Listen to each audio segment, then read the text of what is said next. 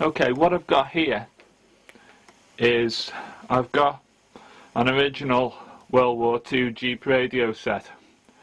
It's a, well, as far as I know, it was a BC659 US made Jeep radio. Now,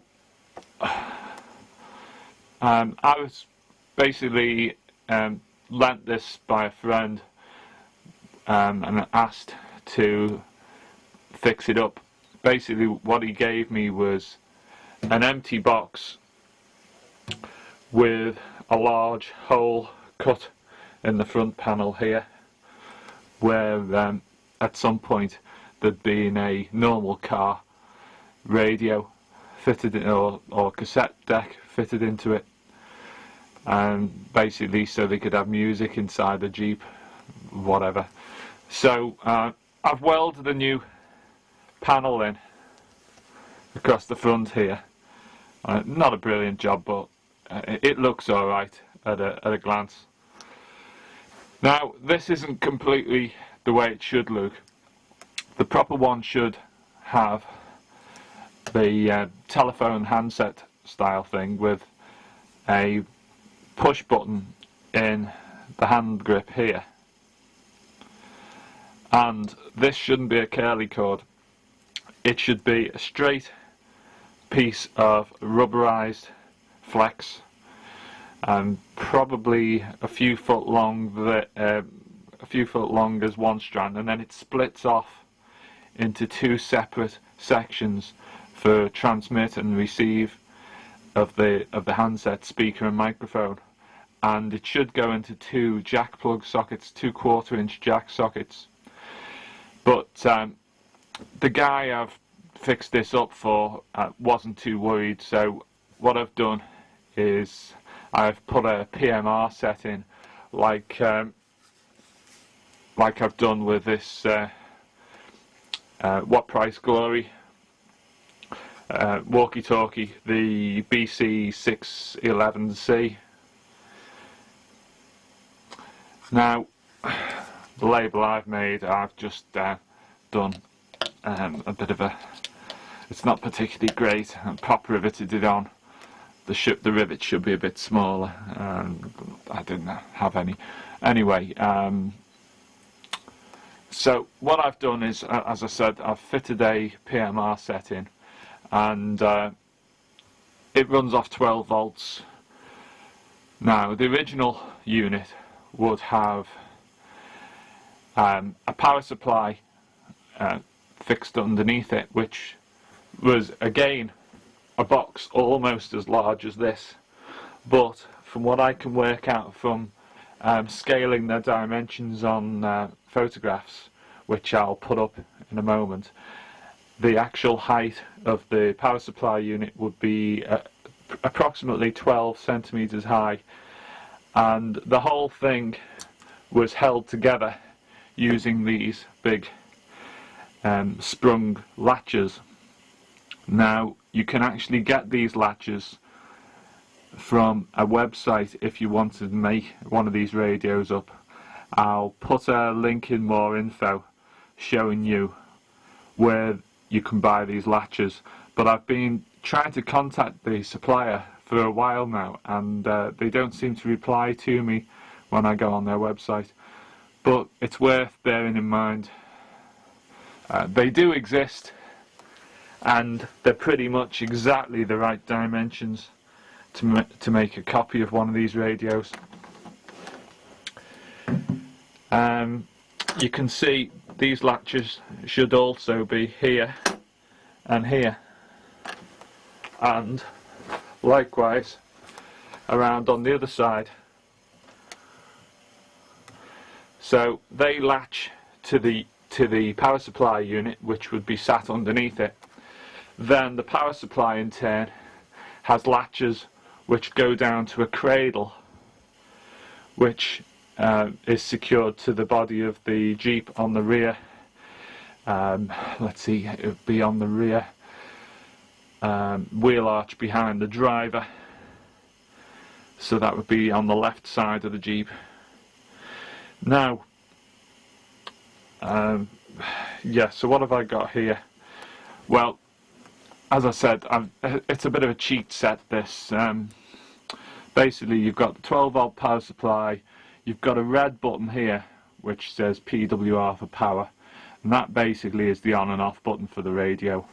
Then you've got a channel button there, and you've got audio in, and of course the handset. Then you've got volume control here.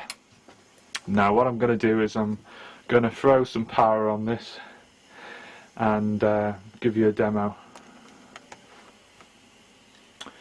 Okay, so what I've got here, I've powered it up using this gel battery which I keep in a small 762 ammunition box. Now this is a little unit I've made up for powering the radio equipment in the tank, or the audio equipment in the tank. You can see it's got a 2-pin socket round on the side there, which is the same type of socket as I've used here on the front. The only thing is, when I made this unit up, I wasn't thinking, and I put the polarity the opposite way around. So what I've done is I've just crocodile clipped the power on inside here for the time being. Now, yeah, so the audio in idea is so that you can, well, I could have done this internally, but I decided that they could put an MP3 player into the front of it. So if I just power that up. What General Weygand has called the Battle of France is over. The Battle of Britain is about to begin. Upon this battle depends the survival of Christian civilization. So there's upon it depends Churchill, the finest hour speech. And the long continuity of our institutions and our empire. So you can do that with it, but you can also power the walkie-talkie up. Sorry, walkie-talkie. You can power the PMR radio up, and that's just turned that on there. Now there's a slight bug here at the moment which I need to sort out. Probably put a capacitor somewhere, because what happens is the it seems to send a spike back down the wire and knocks off the MP3 player. Anyway, that's not particularly a big problem, I can sort that out. Now, here's my walkie-talkie on. Now, this one, I've fitted a squelch on and off switch. See, you can turn the squelch off, but a lot of people like to hear the hiss. You know, it's a bit of a confirmation that it's working, and it sounds a bit more old-fashioned with hiss in it. Right, so I think that might be on channel 1, but I'm not. Yeah, it will be on channel 1. 1 2 1 2 1 2. Sometimes these things don't work very clearly when you're up close to them. 1 2 1 2 1 2. Let's see. 1 2 1 2.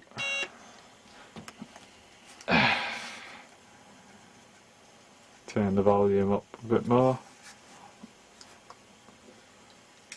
1 2 1 2. Testing, testing, testing. So that's working, and it's coming out the microphone. Sorry, it's coming out the speaker. Sounds a little bit tinny, I know. Yeah, so they do tend to sound a bit better when you go further away. It's an odd thing about these units. 1 2 1 2. Testing, testing, testing. Yeah. Anyway, turn that off.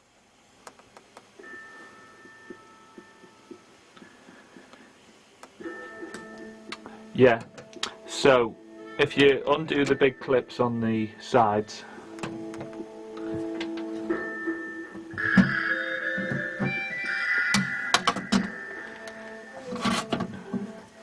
this is the unit. So how I've made it is it all comes apart from the casing, so there's no wires running from the inside to the actual case unit, so you can jack the whole innards out. Now I've put a fuse here, so you basically got your 12 volt supply coming in, runs through a switch on the front here, volume control on off switch on the front, and then to the fuse, and then I've made this little power supply board up. All it is a 9 volt regulator and 2 5 volt regulators. Now the 9 volt reg is a 2 amp regulator, and the 2 5 volt ones are 1 amp regulators. Now they drop it to 5 volts. Then what I've done is I've put a diode in there, a small silicon diode, which drops it by about half a volt, and just a forward bias diode. Now that knocks it down to 4.5 volts, which powers the little PMR walkie-talkie which is in here.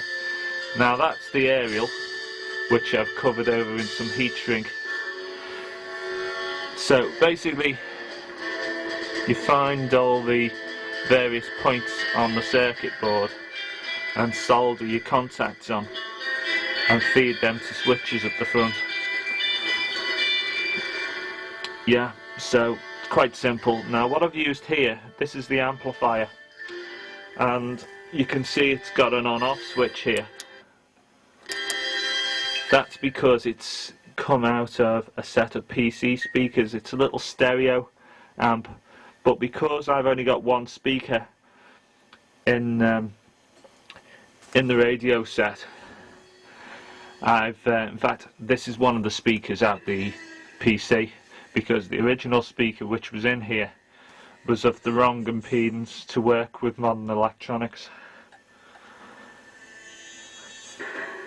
So that's just, as I say, a 9 volt PC speaker set.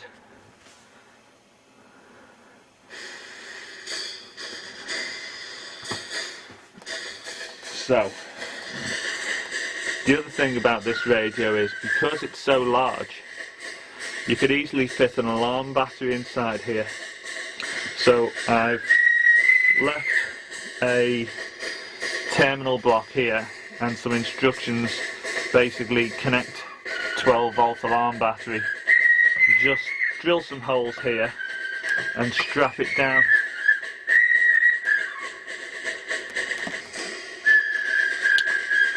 Yeah, so just drill holes here and you can strap one of these small alarm batteries in, a 12 volt. Now this one's a little bit small, it's a 1.3 ampere hour, but it'll work it for a considerable time, I would think. After all, the walkie-talkie was only designed to use 3 AAA cell batteries, and it worked for quite a number of hours on one of them, so it's going to work for a long time on a lead acid gel battery like that. So as I say, if you drill some holes here, you can just cable tie the battery down.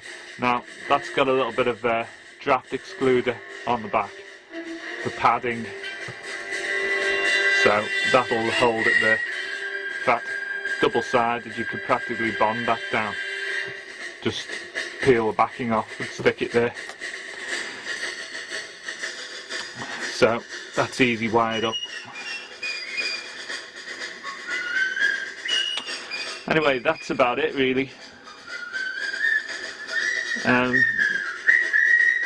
You could also use this unit, because of that battery, you could throw this whole unit in a backpack of some form and you could carry it out in the field. No reason why you couldn't. If it was thrown inside a canvas backpack, it would look quite good.